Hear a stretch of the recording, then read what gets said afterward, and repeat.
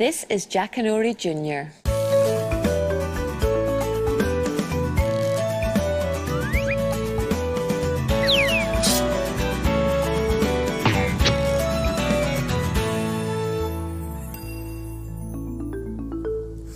Hello, I'm Daniela. Do you know what a unicorn is? It's a beautiful, mysterious horse with a horn on its nose. Some people think that unicorns don't exist.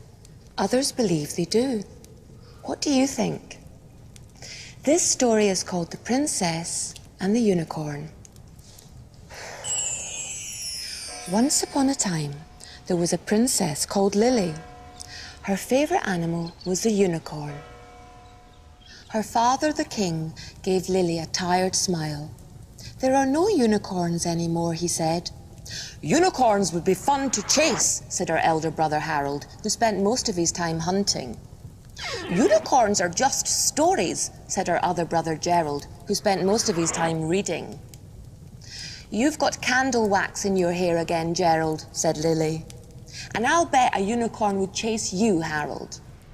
Then one autumn day, the king fell ill. No one knew what was wrong. The palace doctors shook their heads. Maybe it was his heart or his soul that was sick. "Go away," said the king, and he pulled the white silk sheets over his head. The next day, the chief minister offered 20 gold coins to anyone who could cure the king.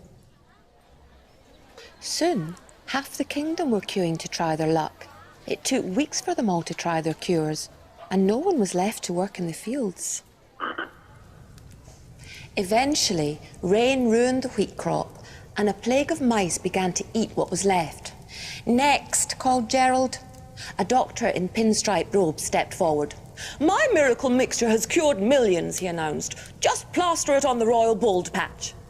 "Tried it," said Harold. "Didn't work. Next." A young woman smiled nervously. "My gran said tie these buttercups under his chin," she said. "I'm going to split the reward with her. What's half of 20?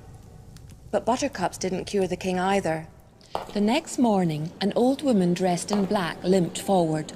"I know what the king needs," she said. "Her shawl is tatty," Harold whispered to Gerald. "Look at her hairy chin." "She smells," said Gerald, wrinkling his nose. "Ow!" "Sorry, Gerald, was that your toe?" said Lily. "This way, grandmother." "The only thing that might cure the king," said the old woman, "is a unicorn." The king turned over and sat up for the first time in 3 days. "You're one of the wise women," he said, "but I banished all the wise women from the kingdom." "Yes, years ago," said the old woman, "when this one was born." She nodded at Lily. "And the queen died. You blamed us, though we didn't cause her death. We just couldn't help her." "I still miss her," said the king. "I want to be with her." "What about your kingdom?" said the old woman. "I'm too tired to care about it," said the king. "What your kingdom needs is a unicorn to restore it," said the old woman, "to bring the old magic back to the land." "And to make my father better?" asked Lily. "Perhaps," said the old woman, "if he really wants to be." "Oh, yes," said Lily. "Where can we find a unicorn?" "In the land beyond the sunset," she said. "But only the bravest and most loving can bring one back, and only those who believe in them can find them." "If my kingdom needs a unicorn," said the king, "then whoever brings me a unicorn will be the new ruler." Harold puffed out his chest. "I'm the eldest and the bravest. I'll go tomorrow," he said, "and I'll be back with a unicorn the very next day." So the next morning, Harold set out on his big black horse through the forest towards a land beyond the sunset. After a week, he was still not back, and the king was getting worse. "I've read everything about unicorns," said Gerald, "even though they don't exist. I'll go tomorrow and I'll be back with a unicorn the very next day." So the next morning, Gerald set out on his white horse through the forest towards a land beyond the sunset. The first few snowflakes were swirling down. After a week, he was still not back, and the king's eyes were more sunken than ever.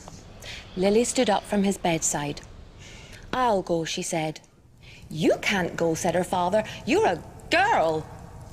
"Girls can be brave," said Lily, "and I believe in unicorns."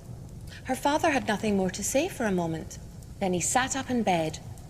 "You'd better take this," he said, and reached under his pillow. He opened up a crimson silk wrapping, brought out a dried white rose and kissed it. "Your mother gave me this," he said. "You'll know when to use it. I believed in unicorns once myself." And he lay back and closed his eyes. So the next morning, Lily kissed her father goodbye. "I'll be back as soon as I can," she said. Then she wrapped herself up tightly and set out on foot through the forest towards a land beyond the sunset. Lily hadn't gone far before she saw an old woman by the side of the road. "Greetings, grandmother," said Lily. "Is this the way to the land beyond the sunset?" "It is," said the old woman. "And have you seen my brothers riding this way?" Lily asked. "Do you mean the fellow in green on the big black horse that shouts 'Out of the way'? And the chap in mauve on the big white horse with his nose in a book who nearly rides folk down?" said the old woman. "Oh dear," said Lily. "Yes, they're my brothers. I'm sorry they were so rude. Would you like one of my wheat cakes?" "Thank you," said the old woman. "Take this in exchange." And she gave Lily a white rope, fine as cobwebs, folded up into a walnut shell. "You will know when to use it," said the old woman. "Thank you, grandmother," said Lily, and she slipped the walnut safely into her unicorn-shaped purse. Later, that frozen afternoon, as Lily walked, she heard growling. Ahead of her, she saw a white bear by the roadside. Lily's heart flip-flopped, but she noticed the bear was licking a front paw, so she took a deep breath and went up to it. "What's wrong with your paw?" she said. "A hunter in green camped here 2 weeks ago. He left a trap," said the bear, holding up his paw. Lily saw cruel wire buried in the swollen flesh. "Last week, another man rode by on a white horse, but he looked straight through me and said, 'There are no bears in this forest.' Then he rode away very fast." "Oh dear," said Lily, "you've met my brothers too. Show me your paw." Her embroidery scissors weren't strong enough, so Lily took out the pocket knife Harold had given her. "Be brave," she said to the bear, and cut the wire. The bear roared with pain, and Lily closed her eyes tight so she wouldn't see herself being eaten. "That's better," said the bear, and Lily opened one eye. The bear winked back. "Now take 3 hairs from my neck fur," he said. "You'll know when to use them." Lily bound up the bear's paw and put the 3 hairs safely in her pocket. Then she went on walking west. But when the bitter orange sun went down, the sunset was as far away as ever. "I'll never get there," she thought, "and I'm so tired." As she spoke, she felt the bear's hairs tickle in her pocket. When she brought them out, they rippled and grew into a wonderful white bearskin, just right to warm a cold princess. "I wish I was in the land beyond the sunset," she said sleepily. Then she snuggled into the bearskin and closed her eyes. She didn't even feel herself start to rise. The next morning, Lily awoke in a different land. The grass was short and green as velvet. It was embroidered with strange flowers, and everything sparkled with dew. "This is magical," whispered Lily. "I must be in the land beyond the sunset." She leapt up, and there, right in front of her, was a unicorn. Its curved flanks gleamed, and yes, its spiral horn shone as if it was made of pure silver. "Will you come with me to save my father?" asked Lily. But the unicorn just looked at her with its great soft eyes. Suddenly, Lily felt the dried white rose in her pocket flutter and swell. As she took it out, she saw that the rose was fresh again. She held it out in her hand to the unicorn. The unicorn sniffed it deeply and then lowered its head to Lily. She opened her walnut shell and took out the white silk rope and slipped it over the unicorn's head. Then she led the unicorn down to the sea. There, the walnut shell grew big enough to be a boat, and Lily led the unicorn aboard. Back over the sea of sleep she journeyed. The next morning, Lily led the unicorn back through the forest until she saw her father's castle. There, on the edge of the wintry forest, she saw her brother Harold. When he saw Lily, he shouted to her, "Good girl, step to one side and I'll shoot the beast." "No," cried Lily, "don't you dare." She flung her arms round the unicorn's neck until her brother lowered his bow. Then from behind the snowdrifts limped a white horse with its head drooping. Gerald, sitting cross-legged on its back, snapped his book shut. "Well done, Lily," he called. "I'll take it from you now. I know all about unicorns." And he rode close, but the unicorn flashed its eyes at him and snorted. Perhaps you'd better lead it yourself," suggested Harold, and Lily did. The unicorn stepped carefully, as if it was used to palaces, and at every step the marble floor rang like a bell. But Lily hardly noticed. All she could think about was her father. Were they too late? There lay her father, eyes closed. "We're back, father," said Lily. "Here's the unicorn." Lily held her breath until she saw the corners of her father's mouth curve. When the smile reached her father's eyes, they opened slowly. "Lily," he said, "did you really find a unicorn?" "Yes, father," she whispered. "Look how he shines." "I've always wanted to see a unicorn." "Thank you, Blossom," said the king, and he held Lily in a long hug. "Oh, father," she said. "It's all right, child," he said, stroking her hair. "I'm ready to go. You'll make a fine ruler." "Leave him now," said the chief minister. So Lily led the unicorn to the palace gardens. As it entered, the snow melted clean away from the grave in the middle of the garden. Leaves sprang fresh and green around it, and bluebells pushed their way up, but Lily was too sad to smile.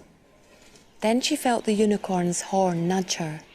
Lily flung her arms around its soft neck and wept. When Lily lifted her head, she saw the chief minister in front of her, holding a crimson robe. Harold and Gerald were standing behind him. They all knelt and said, "Long live the Queen." Lily looked at the unicorn standing next to her mother's grave and knew that no one can stop the turning of the world's seasons, not even a king's daughter. All the bells of the kingdom were tolling. Lily stood at the top of the palace steps and watched as the unicorn kept on walking through the gardens. Wherever its hooves touched, flowers sprang, and the people pointed and whispered. Lily raised her hand. "Goodbye," she called. "Thank you." She knew the unicorn had heard before it walked away towards a land beyond the sunset. Then Lily turned to her brothers. "Harold," she said, "we need to draw up laws about only hunting animals for food and look at planting new crops." Harold shrugged, and then he nodded. "You were pretty brave." "For a girl," he added. "Watch it," said Lily to her eldest brother and gave him a hug. "You're Minister for Lands and Forests now." "Gerald," she said to her other brother, "I want every child in the kingdom to be given a book to mark this day. You're the new Minister for Education." Then she turned to the chief minister. "The palace garden needs lots of roses in case we ever need to fetch a unicorn again." "Of course, Your Majesty," he said and bowed. Lily looked around at the fresh spring flowers sparkling in the sun and smiled. Bye for now.